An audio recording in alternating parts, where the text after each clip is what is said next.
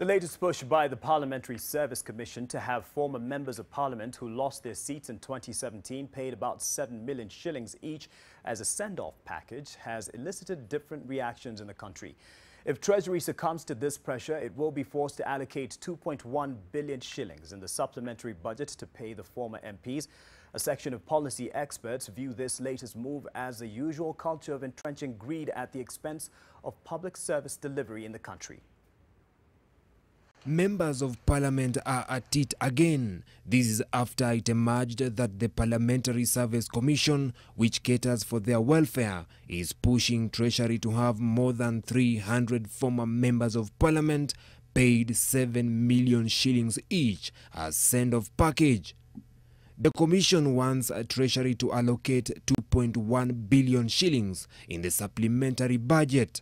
Policy expert Karuti Kanyinga says this latest move has not come as a surprise as far as the legislature is concerned. Former members of Parliament are clearly demonstrating greed, which is highly associated with the culture that we have had in this country among politicians.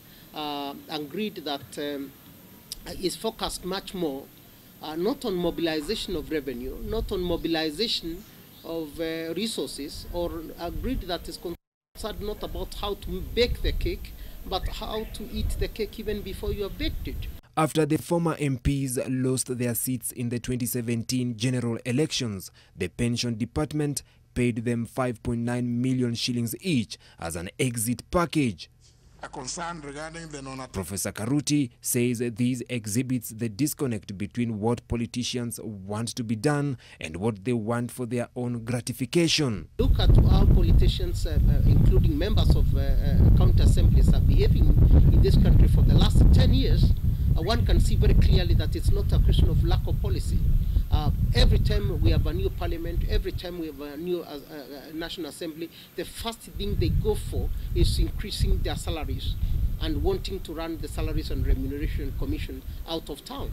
Currently, former Speakers Francis Kaparo, Ekwe Ethuro, and retired Chief Justice Willie Mutunga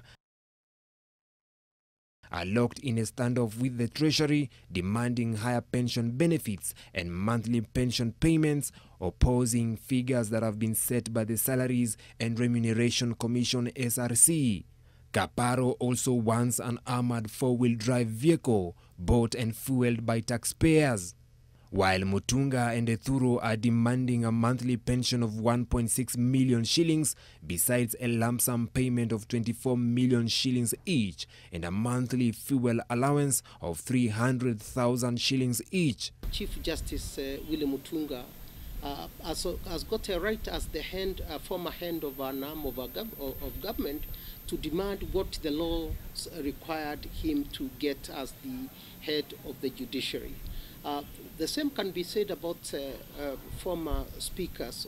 Professor Karuti feels the high rate of corruption in the country is what is causing the demands of high pay among public officials. Parliament resumes its sessions from recess on 12th February, with PSC's expectations to have their demands in the supplementary budget approved by members of the House.